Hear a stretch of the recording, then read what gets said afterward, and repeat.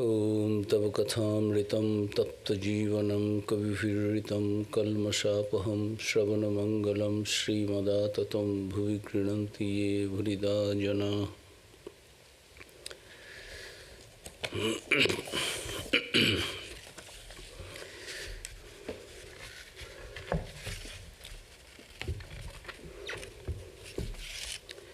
The nectar of thy words is the life for those who are scorched by the world. Words which have been uttered by the knowers of truth, which wipe out sins, the very hearing of which is beneficial, which are beautiful, pleasing to the ear, pleasing to the heart, which are inexhaustible. Those who recount them on earth are the givers of plenty. Om, peace, peace, peace. Good evening.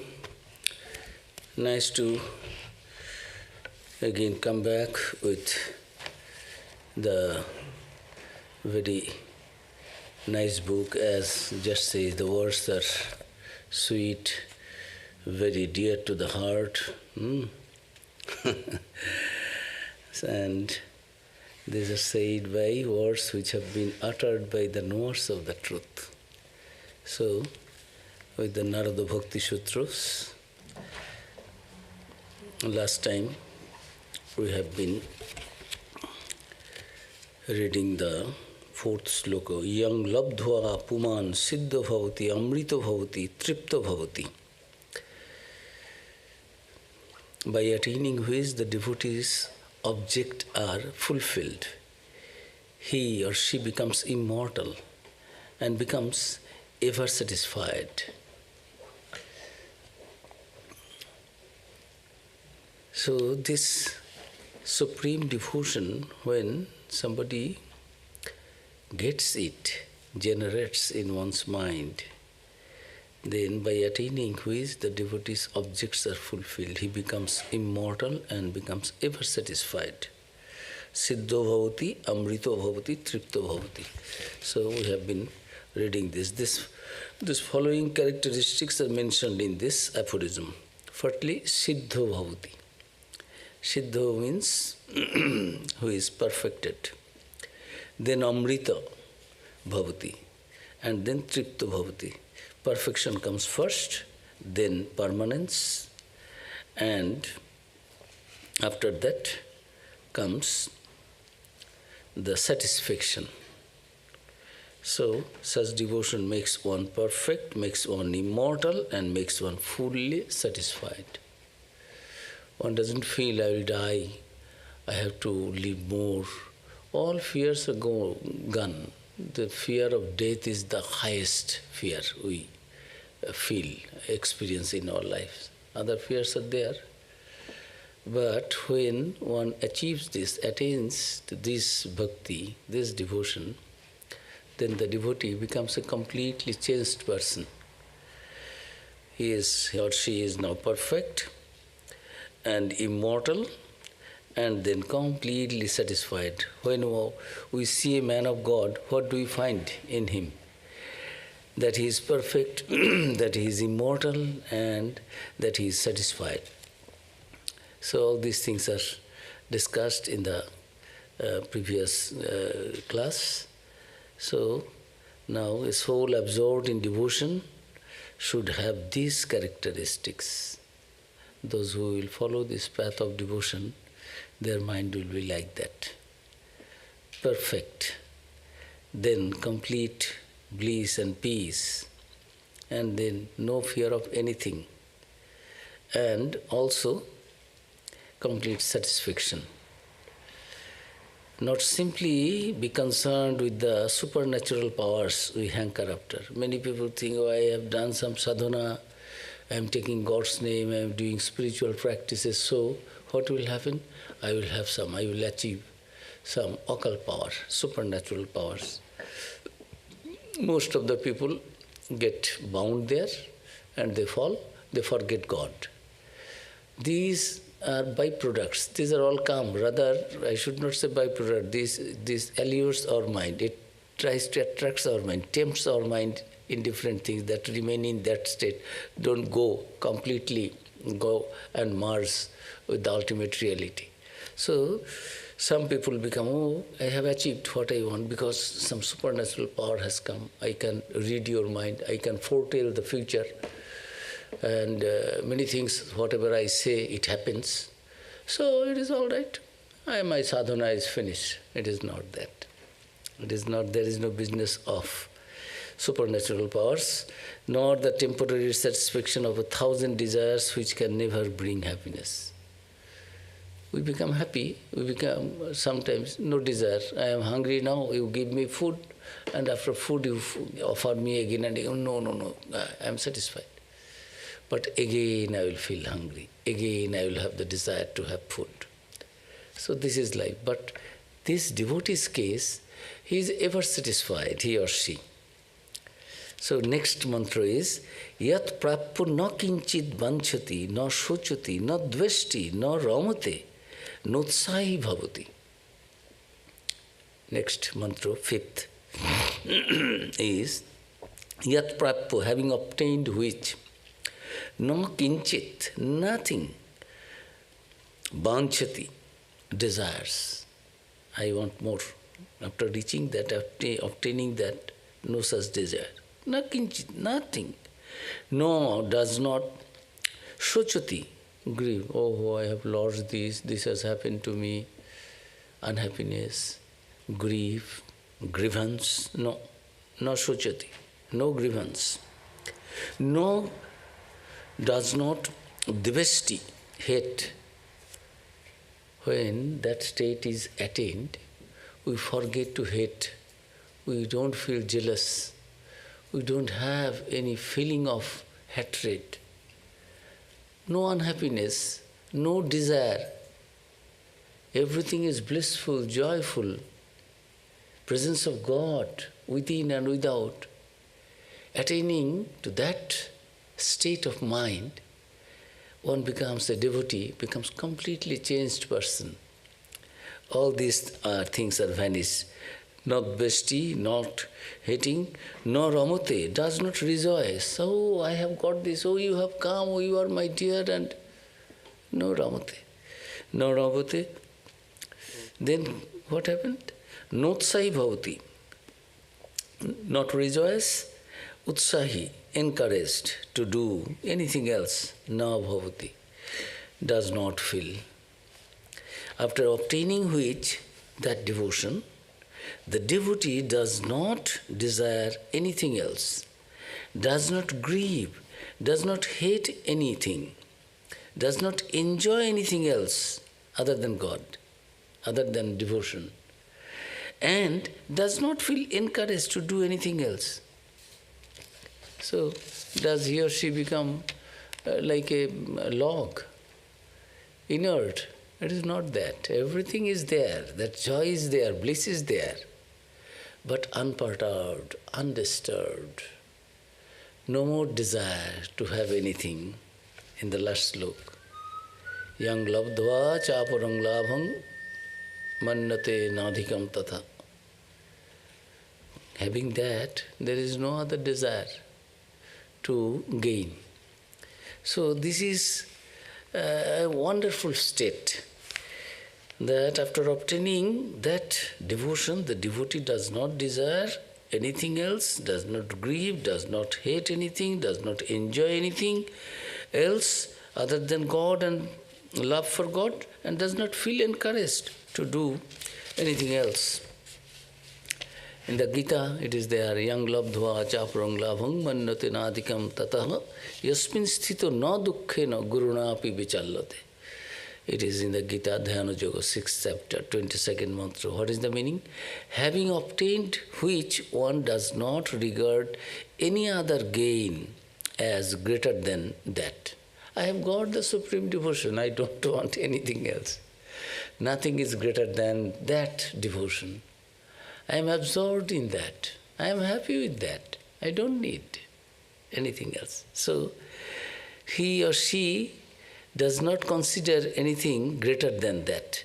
And established in that state of mind, one is not moved even by the heaviest of sorrows. So many sorrows come in our lives. Sometimes we are happy, mostly we are unhappy because it is coming like the waves. One wave finished, another wave comes. One problem solved, another problem comes. One suffering somehow managed, another new grief, new problem, new something, source of unhappiness. But in the case of a devotee, nothing can perturb, disturb the mind of that devotee. And he or she does not think that I have to do something else to gain more, to gather more, to achieve more. No. And there is no, if something is lost, stolen, robbed off, I don't bother for that. Because my main thing is there, my devotion for God. That is there. Who can take away that? Where is that thief who can steal away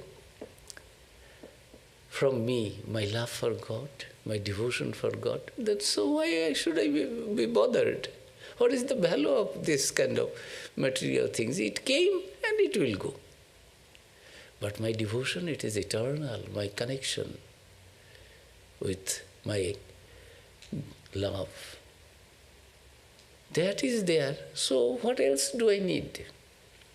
This is mental condition. It is there in the Gita.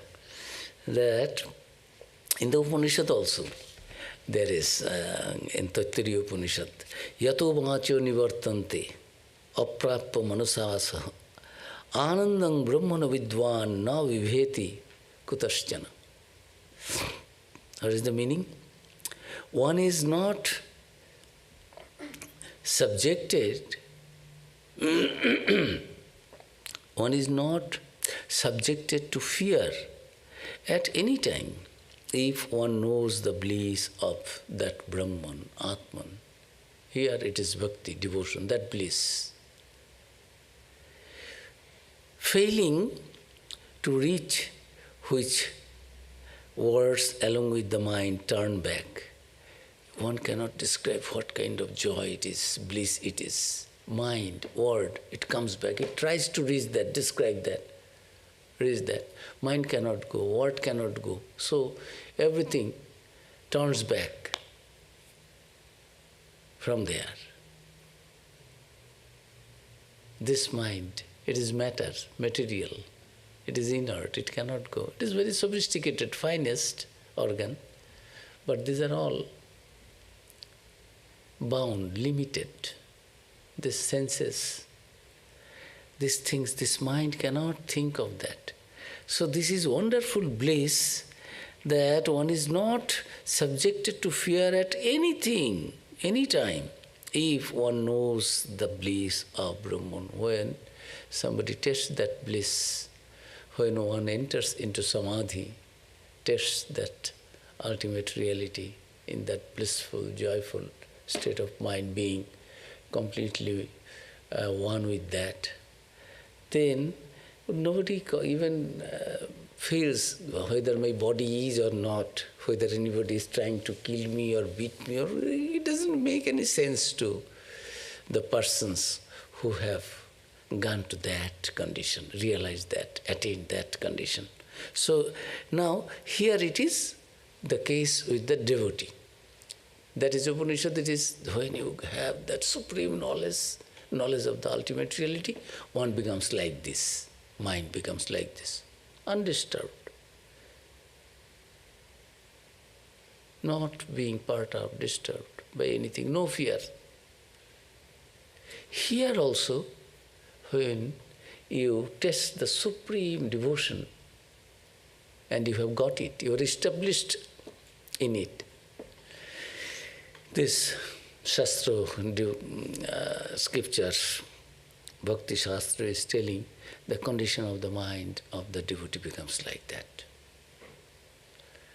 That is why Swamiji said, their master also said, there is no actually any difference in the supreme knowledge and supreme devotion. When you have supreme devotion, you feel the presence of your Ishtadeva, the chosen deity, in everything.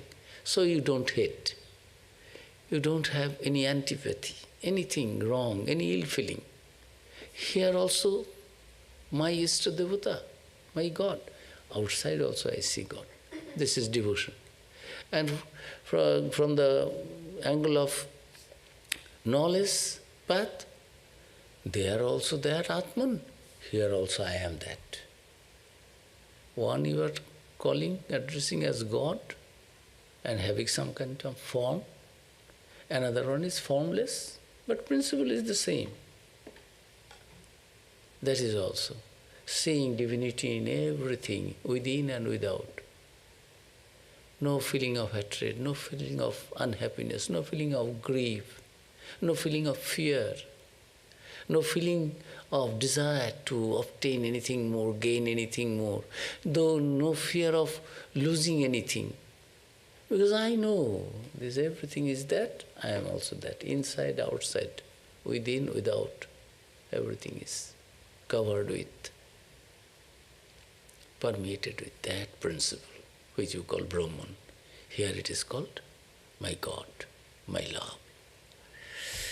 So, it is wonderful because the devotee is permanently one with that love. There is nothing that can create any disturbance or any gap between him and his love. And therefore, there is no hatred against anyone. There is one more reason why this type of a person does not hate anyone.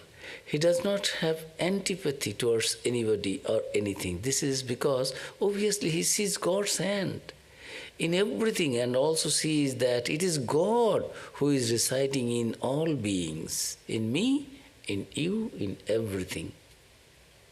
Therefore, whom will he hate? Since he doesn't have any kind of feeling of antipathy towards anyone. So, in the path of knowledge also, you don't feel anything ill, everything is divine, and no differentiation. When we fear, I feel you are separate, I am separate. There is no two, feeling of oneness. So in the path of knowledge also, this comes. It is there in the Gita, it is there in the Upanishad, and it is there in the Bhakti Shastra also. This Narada is telling. The chief of living example of devotion, devotion personified, always taking God's name, complete surrender to God and feeling the presence of God, Bhagavan, everywhere.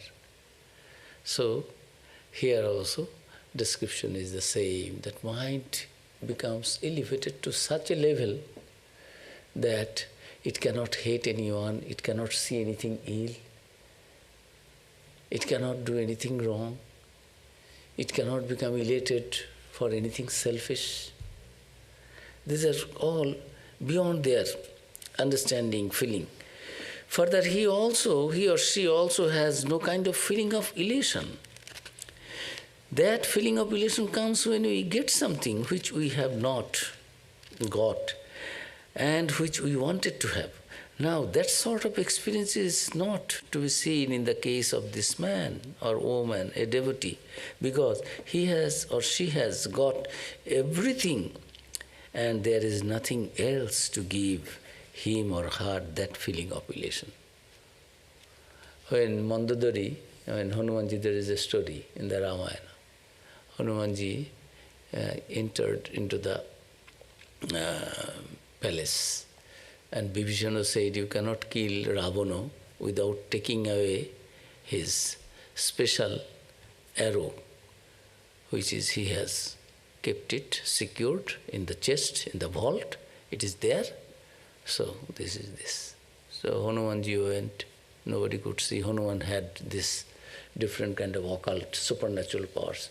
Nobody, Anima, Logima, light, lighter than the anything, and heavier than the heaviest, lighter than the lightest, and invisible also, unseen, nobody can see. So he entered and found that place, and he broke it, and that chest, that vault, and now taking away.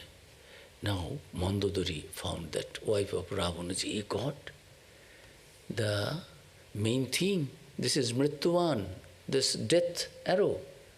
If it is issued towards Ravana, Ravana will be killed. Otherwise nobody can kill Ravana. Ravana has got all these boons from Shiva, from other gods and goddesses. So, what to do?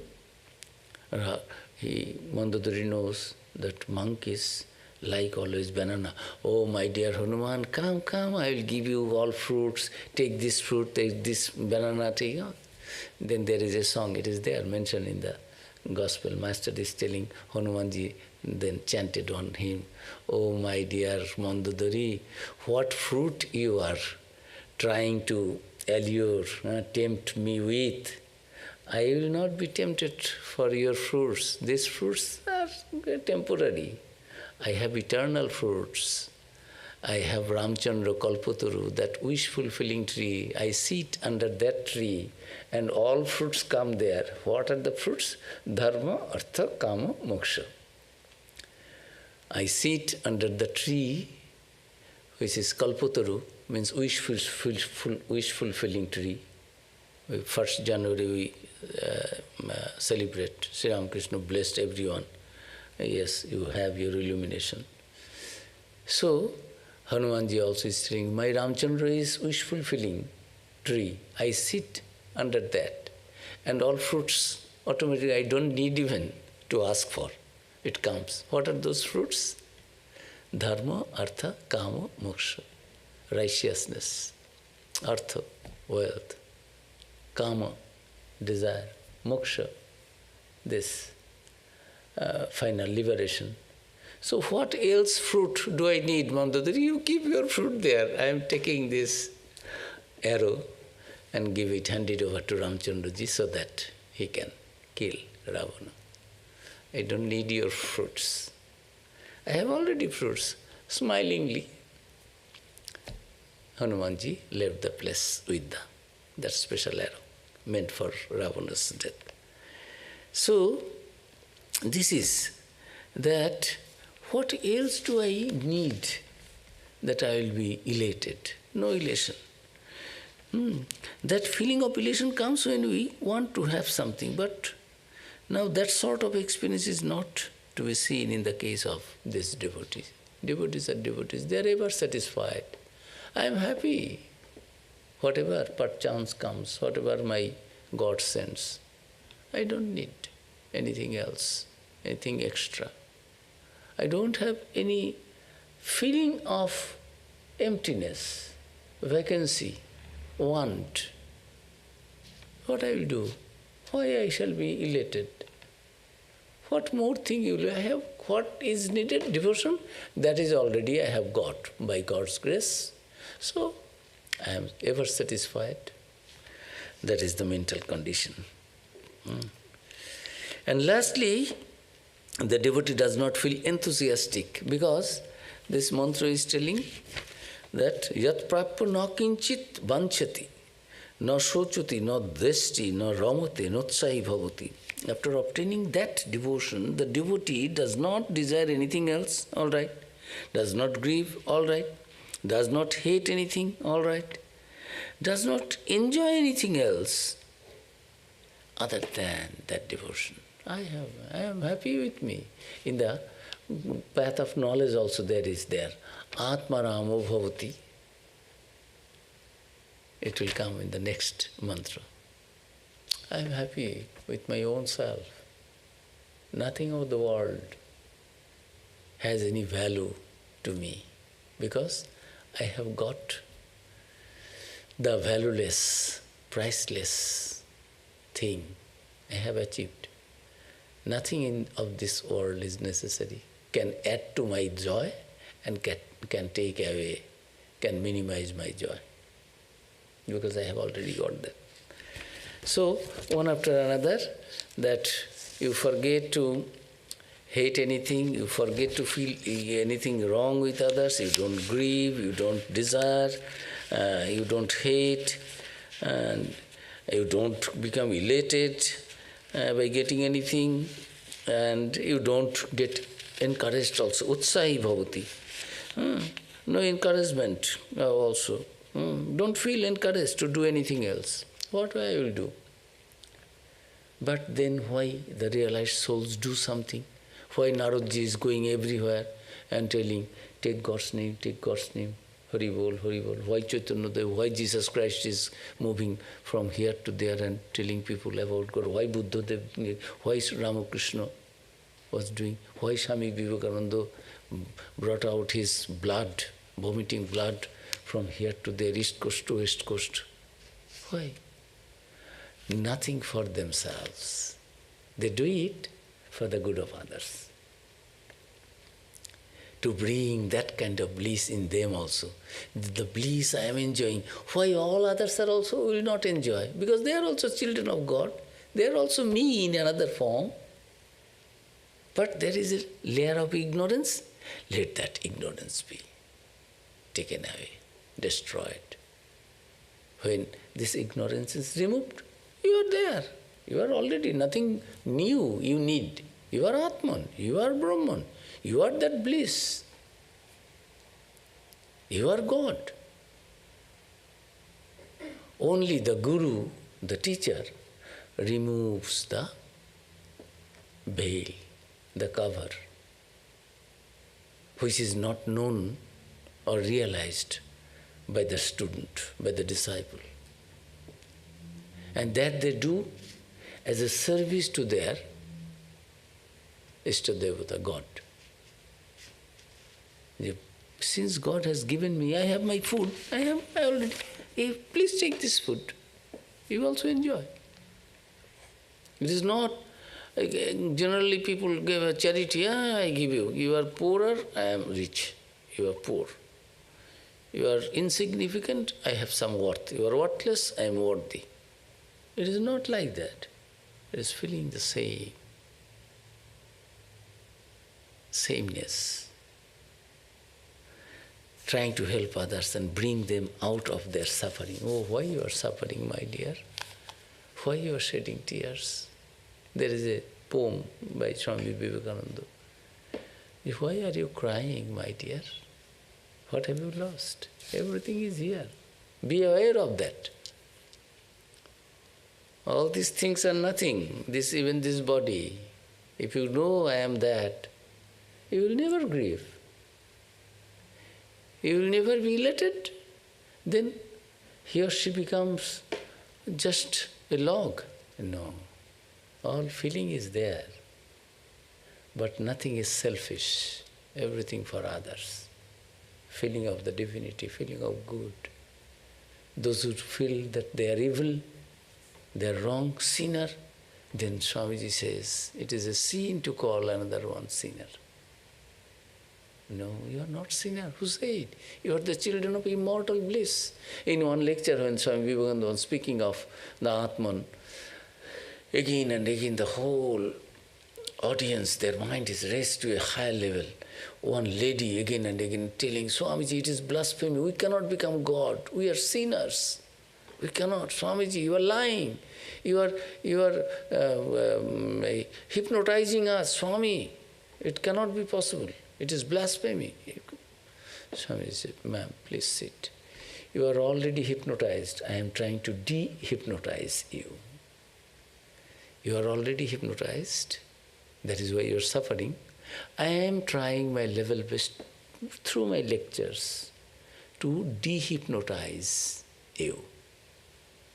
You don't think I am hypnotizing you. You are already hypnotized that I am wrong, I am bad, I am sinner, I am bound, I am this body, I am so and so, I am somebody's wife, I am somebody's father, I am somebody's husband, I am somebody's son, daughter, poor, pauper, king, queen. These are, you all are limiting yourself. This is your hypno. You have already hypnotized, bound yourself, limited yourself. I am trying to make you limitless. I am trying to break your shackles, bondage. I am de-hypnotizing, not hypnotizing. Try to understand. Sit down. So, these people also, man or woman of knowledge or supreme devotion, they also do activities, but this is for others, not anything selfish for themselves. Here, after obtaining such condition, the devotion, the devotee does not desire anything else, does not grieve, does not hate anything, does not enjoy anything else, and does not feel encouraged to do anything else. So, is it a human life? It's just a stone block. It is not that.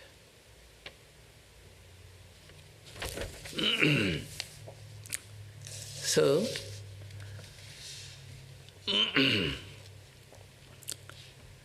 lastly, one does not feel enthusiastic about anything. Enthusiasm means that which inspires us to do something. Do something for what? Some achievement. We do something to achieve something, to have something. But the bhakta, this devotee, has attained everything, and so there is no further enthusiasm for the attainment of something else. There may be a doubt in this regard. If a person has got all these characteristics, then what is his life worth? He is just like a piece of stone, like stoic something. It is not stoicism. It is not in that way. It is not. No. This is not the case, because her or his absence of enthusiasm does not originate from his or her being an inert object, but because of his or her being full. I am full. We strive, we move from one place to another only when we have the feeling of emptiness, want. When I am full, I will be movementless. So when he is full or she is full, there is no movement, no enthusiasm. Suppose a pot is full inside and outside. Imagine a pot immersed in an ocean, water pot. There is water inside and water outside. Can you imagine any movement in the water? Because inside water, outside water. So water will not move from here and there.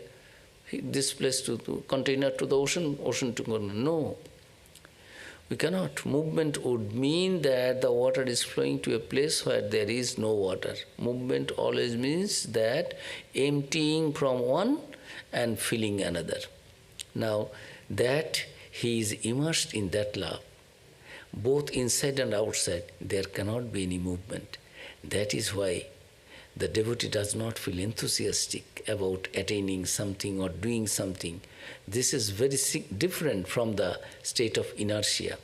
The state of inertia means that energy is not generated there, but the person is full of energy, devotee is full of energy, although there is no movement. So, he is full of that love and therefore there is no movement. That is the idea behind this absence of enthusiasm. When you have that devotion, you have lost your enthusiasm. So this enthusiasm means anything, trying to do anything for personal gain, selfish gain. That selfishness is eradicated. So these are the characteristics of devotee. In other words, these are the indications of a person of devotion. Again, these are the qualities that one has to attain by way of sadhana or devotion. The sadhana, it cannot come without sadhana. This is called sadhana because the characteristic of a siddha is perfected being. A perfected being, one becomes perfected through sadhana, practicing all these things. Virtues are the same, a perfected being are the same as the practices that he has to undergo. The practices we undergo, yesterday or somebody other day I was telling, it is being and becoming. You do not know when you are changed. And you find that, yes, I am no more what I was. Master said in the Gospel, the river is there, but no water, nobody will be drowned. But you understand, this is a river. This Tarwari, this sword is there, but it has changed. It has been converted, transformed from iron sword to a golden sword. Golden sword cannot do any harm. It cannot bleed anybody. But its shape is sword-like. River-like area is there, but there is no water that you will be drowned. So this kind of change, internal change, comes in the life of devotee. And the path through the practice, this practicing these virtues, devotion, praying for devotion, one becomes a devotee.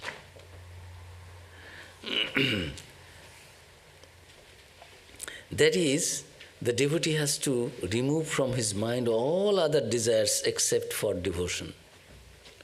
No other desire is there other than devotion. When that is completely attained, the devotee will not desire anything. He will not have any kind of attraction for things other than God. Therefore, he doesn't grieve for the loss of anything. Now, this is also a form of sadhana practice. He does not hate anything because other things become insignificant, and therefore he doesn't have that feeling of elation as any other person will have for the attainment of a desired object. This person does not value anything, this devotee does not value anything other than his devotion. Therefore, devotee does not have any kind of enthusiasm for the attainment of anything. He does not feel encouraged to do anything. So that is why the mantra has said that one becomes a completely, what type of person? Nutsai bhavati jat prapya na kinchit vanchati. There is no desire for anything, no shochuti, no grief, and no dvesti, no hatred, no ramute, no elation, no tsai, no encouragement. Condition becomes, mental state becomes such that automatically in the path you are a changed one. It is, you don't need to, others will see you, God. What a man. When Chaitanya Dev, he went to Gaya for Pindadanam, this offering ancestors, something ritual. And he got initiation. And now he got the God's name. Now mind is completely in God and in devotion. Now, when he came back, a completely changed person. Before going, he was a haughty man, very egoistic, and asking people, come and argue with me. And there was a animal-like joy in him to enjoy at the defeat of others, always doing something mischievous, not good, not you can support and recommend, but now he completely is changed person. What happened? This sadhana, taking God's name, this mind has become purified. That is why Jesus said, blessed are the pure in heart, for they shall see God. When the heart is pure, automatically you don't need to pray, oh, where is God, where is God will be revealed.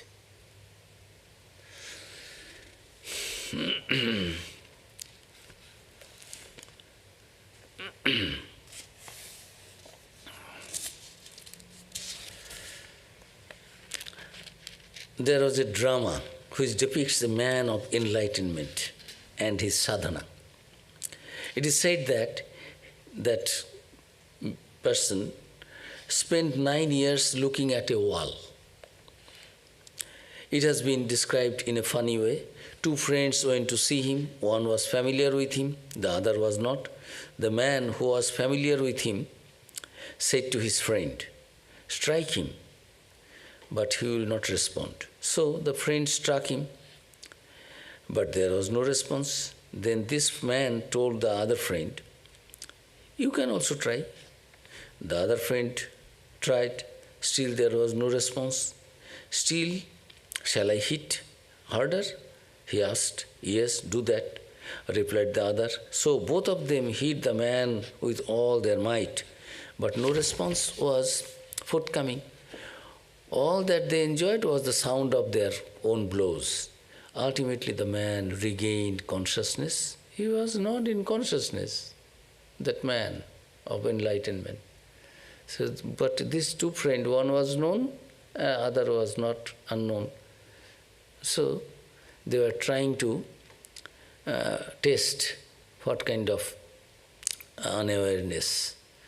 So ultimately the man regained the consciousness and said, "I am not deaf, not blind, not an inert thing, but I have attained illumination, enlightenment." After having Buddha also said, "Oh, now I have gone." Buddha means the illumined one.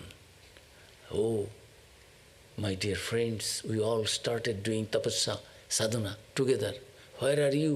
You left me. Now I am enlightened. So it comes from within. You feel that, yes, I have got, eureka, eureka, I have got it.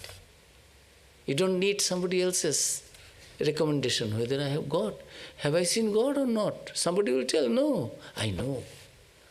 I have seen, I have realized, I have experienced. Rather, you cannot control yourself. You say, "Oh, ye are suffering.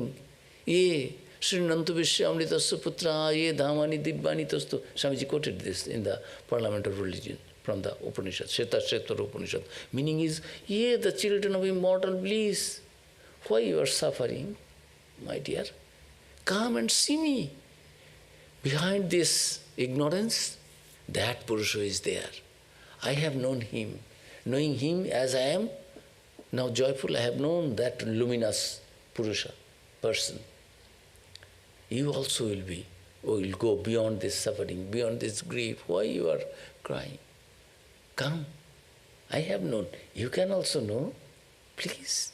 You are all children of immortal bliss. It is not me alone. You have also the right, the potential.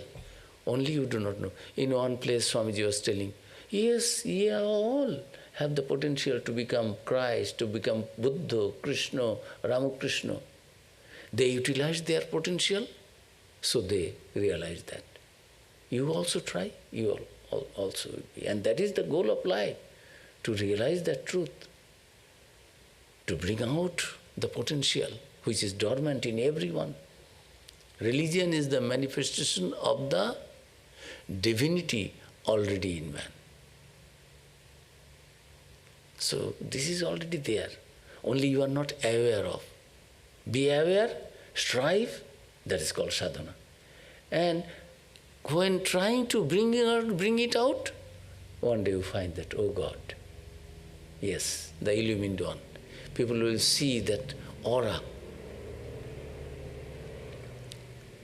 The disciple, before answering, have you known the ultimate reality?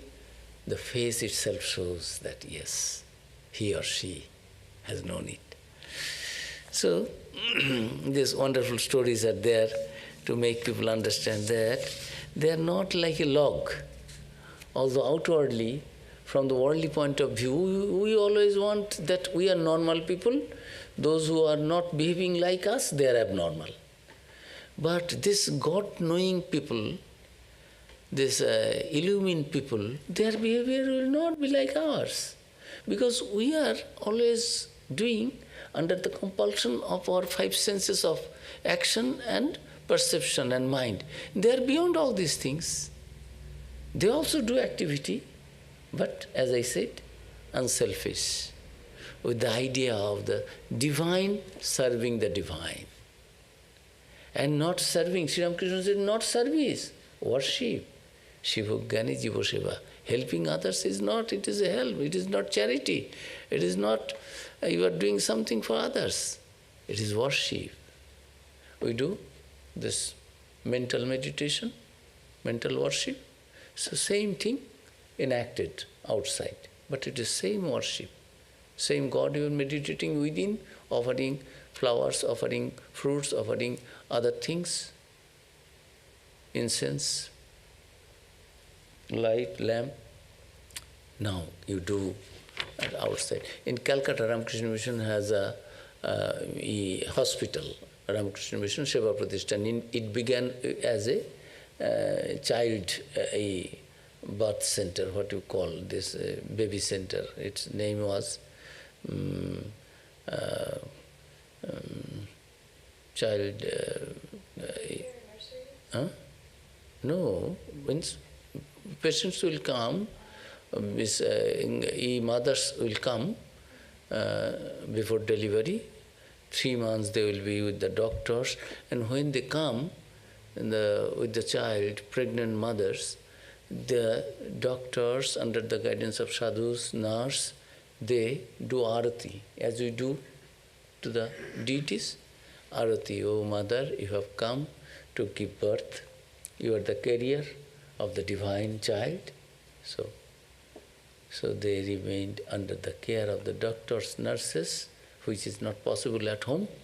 And after that, delivered, then prenatal, postnatal, all the services given, and then now you can take care of yourself and the baby, again arati.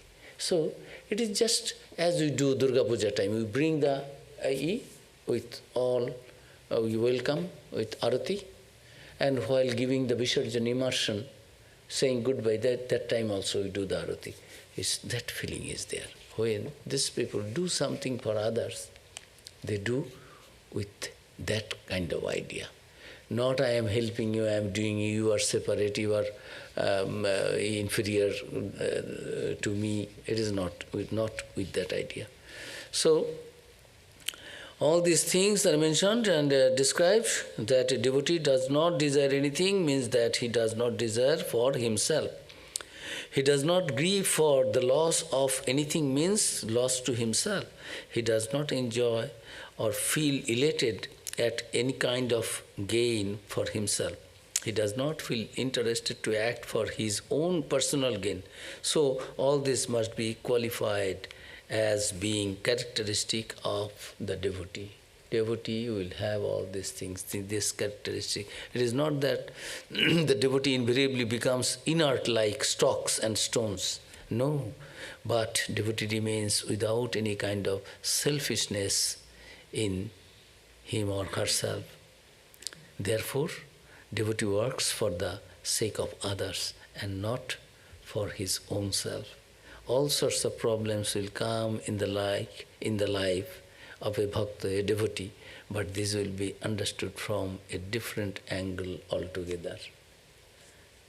Their behavior, their treatment with others, their conduct will be observed by others, by us, so-called normal people, as abnormal. Pagla, mad, something. But it is not actually that. In practicality, in reality, they are the knower of the truth. They also do for others, but according to their understanding, without any selfish motive. Just to the divine serve the divine. So, next mantra is, 6th mantra, Yat gatva matto bhavati stabdo bhavati atmanamo bhavati. What is the meaning? Yat, which gatva, knowing, matto, completely intoxicated, bhavati, becomes. Stabdo, silent, bhavati, becomes silent. Atmaramo, finding joy in one's own self, becomes bhavati. The previous mantra said, everything negative, not this, not this, not this, you see? Achieving that state, yat prapto kinchit vanchati, na sochati, not grieving, not the, everything, not. After obtaining that devotion, devotee does not desire, no desire, no grief, no hatred, everything, not, does not enjoy, does not do anything, does not feel encouraged, everything negative. Now in this mantra, all positive. What are these? Knowing which, after knowing that devotion, having that, the devotee becomes like an intoxicated person, becomes free from all activities like an inert object and finds all joy in his own self. Previous sloka is, gives up this, gives up this. Here, he absorbs everything. He is happy within himself. There is no negative term. That was full of negative. Nothing in this world he is happy with. But here, he has everything. What? After knowing which, that, the devotee becomes like an intoxicated person, becomes free from all activities like an inert object. They are also inert, here also inert object, and finds all joy in one's own self. Matto bhavati, jajgato matto, intoxicated becomes. Stabdha bhavati, silent, becomes silent. Atmanamo bhavati, I am completely contented with me, with myself, within myself. Here also, undisturbed, unperturbed. They are in a negative way, here in a positive way. Describing the same thing, language is different, words are different, only attitude is negative, here positive. So in the previous sutra, the expressions are all negative, like the devotee does not hate, does not feel elated, does not feel enthusiasm for achieving anything, etc. In the present sutra, mantra, the expressions are all positive. By knowing who is, the aspirant becomes completely absorbed, madly engrossed in joy, joy of God, and so on. It is madness in the sense that he becomes completely engrossed, just as a person who is completely intoxicated doesn't have any kind of cognition of the external world, so also the enlightened soul becomes mad-like, becomes absorbed in his joy, so much so that he or she cannot take any note of the world around him or her. I am sitting here, but I am not actually taking any note what is happening all around. Unperturbed, unattached. A person of supreme knowledge and a person of supreme devotion, both sees the world the same way. One sees formless divinity, another one sees his or her own chosen deity. That divine. With form, divine without form, divine with form. One is Brahman, Atman, you name, another one is God. My this God, that God. This is Durga God, that is Kali God, that is Shiva God, this. Suppose a devotee is sort of intoxicated and mad after God. Does he become violent? Not at all. He becomes full and therefore inert, without any expression of activity. Why should he wish to be like an inert object? This because he becomes absorbed in his own joy. That is, his joy is derived from his own self. His happiness is not derived from or is dependent upon any extraneous circumstances. It issues from his own self. Therefore, this is a necessary attribute. In the Upanishads, this point has been expressed in a different way. And there is a story, Yagyavalkya. Yagyavalkya is this Maharshi, the greatest of the rishis, like that, was explaining the condition of an enlightened person to his wife, Maitreyi. In the path of knowledge, what is the condition of an enlightened person? That state being described as having no awareness, wife was misunderstanding and Maitreyi became confused. What is the fun in having it? If after getting that illumination I become like a log, like an inert object, then what is the worth of having such kind of knowledge, such kind of state. This is from ordinary point of view. We always think our senses will enjoy all these things. This kind of bliss, that supreme bliss, joy of the Brahman divinity, that bliss, it is beyond the understanding, experience of our senses. With these senses, we cannot enjoy that bliss, that joy. So she was telling her, what is this fun in having it? I do not see any good in such a state. You become just like an inert being or an inert object. What is the good of it? Then her husband, Jaggavalkya, the Maharshi, the great Rishi, explained what it meant when there is no awareness of things. The awareness of objects means that the objects are important and awareness is dependent on them. But this particular state of illumination is not dependent upon anything. Awareness means there are objects. I am aware of myself and I don't see anything other than myself. Myself means that it is one with that cosmic self. What else can I see if I don't have that feeling? I am seeing the one. Where is another object? There is no other object. Shankaracharya is telling these are all Sapnabhat. Who said there is a building, you are a body? No, I am suffering. No, you are not suffering. That is your ignorance. That is your Maya. There is no world. And I am seeing world. Is my father, my mother? No, nobody is there. You are seeing, it is a dream. At night, when you sleep, you dream. After the dream is over, do you say, no, everything was, I was a king, one tiger was there, it was killing me, it was jumping on me. Where is the tiger? You created in your mind. While sleeping, in the semi-sleeping state, dream state, you dreamt all these things. These are all false. Where is your tiger? Who is coming to jump on you? It is like also, no, I am seeing this. No, you are not seeing. You are seeing your fault. Your eyes are not okay. It's faulty. It is covered with ignorance. It is attached with Maya. That is why you are feeling my mother, my son, my daughter, my money, my body, me and mine. These are all attachments. This is Maya. Great illusion, difficult to overcome, but possible. You try, no, be aware, consciously, you live the life, a conscious life. We are living, we are always conscious.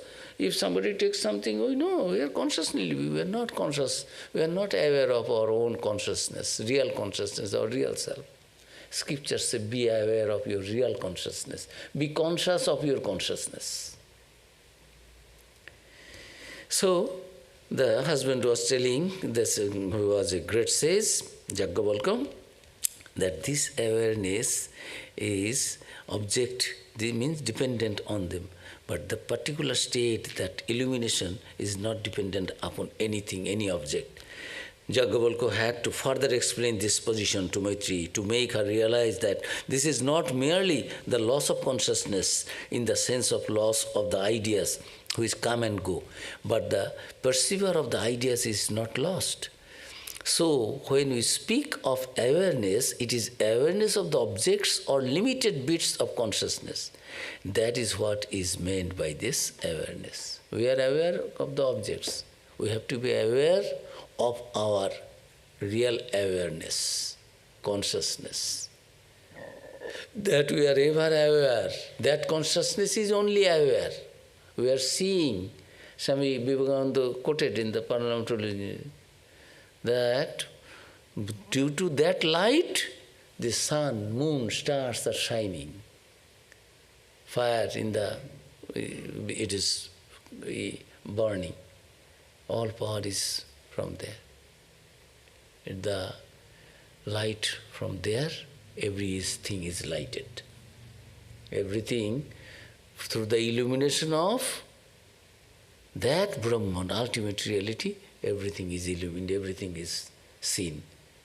We can see, we can enjoy. So it is there in the Upanishads. So here is this Bhakti Yogi. It is in Bhakti Yoga, that is in the Jnana Yoga, in the Bhakti Yoga. So we are considering things from another angle. When a devotee attains to this state, his or her joy does not depend upon any extraneous circumstance, and as such, that joy becomes eternal. I know I have got my devotion. No one can take it. I am one with my object of love. So my love, my devotion, this my God is love, love is God. Supreme love is not separate from my God, my beloved. Love and the beloved is one. And me also get absorbed in that. So this is the highest condition. When a devotee attains to this state, his joy does not depend upon any extraneous circumstance. As such, that joy becomes eternal. If joy or happiness is dependent on any extraneous circumstance, when the circumstance changes, the joy also will disappear. But in this case, the joy does not depend upon anything extraneous. I know, Atmanamo Bhavati, I am happy with me within.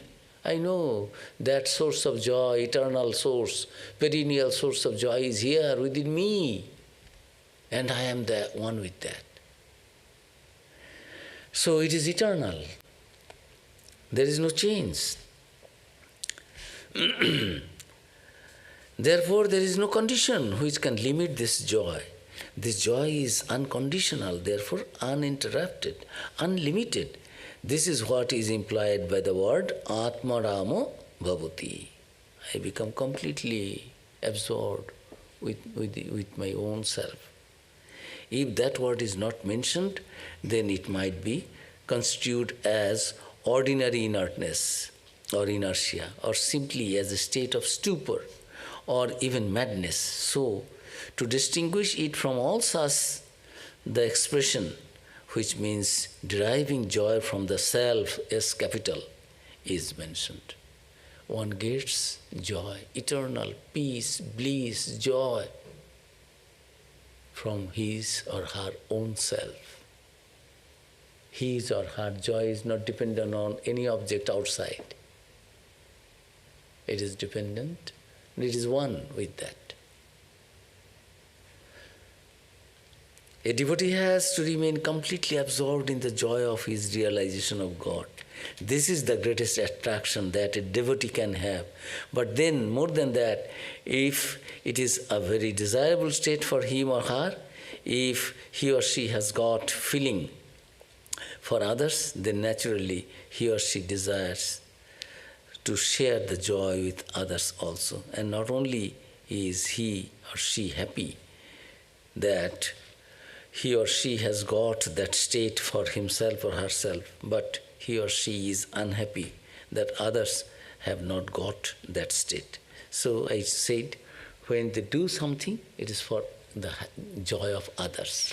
They are already full of joy, but they do something, even after having the highest knowledge, highest bliss, devotion. Why they work? They work not for themselves. There is a story of Narada and Sri Ramakrishna, and I finish. There is a famous incident in the life of Swami Vivekananda. Swami Vivekananda, at that time Narendra, pre-monastic name, wanted to remain absorbed in Samadhi. Sri Ramakrishna said, always you disturb me, what do you want? I want Samadhi. I want to remain absorbed in Samadhi, to enjoy the bliss of it. Sri Ramakrishna scolded him.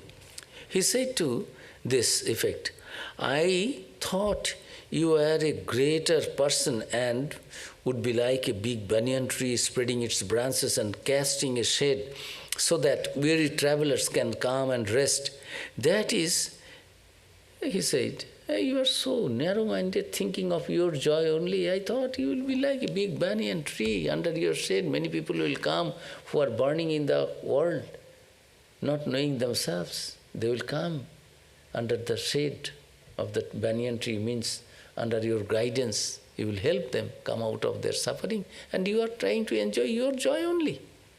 No. That is, he said, that instead of helping suffering humanity so that they can get rid of their miseries, Narendranath wished to remain absorbed in his own bliss, which according to Sri Ramakrishna was not a creditable attitude. Sri Ramakrishna used to appreciate Swamiji, judging him from the highest level. Swamiji also understood the attitude of his master, and later on he himself said that he did not want to be liberated until the last person in bondage was freed.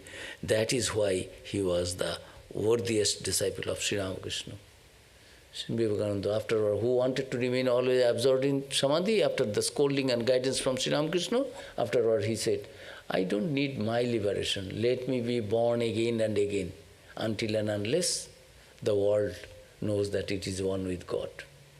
And Sister Nivedita asking, what is your mission, sir? And Swami Vivekananda said, my mission, in short, in brief, is that to preach unto humanity their divinity within, until and unless they know that they are one with God. See the heart. In the beginning, he wanted to enjoy himself alone. I will remain absorbed in samadhi, careless of the world. After the guidance of Sri Ramakrishna's scolding, he says, let everyone be freed. What is there in my freedom? I will be born and suffer, no problem. Jesus, Buddha, Ramakrishna, Vivekananda, they suffer for us, for the world. They don't do anything for themselves. So we'll continue with this nectar-like words of Narada Bhakti Sutras. Today we stop here. Om Shanti, Shanti, Shanti. Peace, peace, peace. Hari Om Tat Sat Shri Ram Krishna Arpanamastu. Is there any question? Thank you.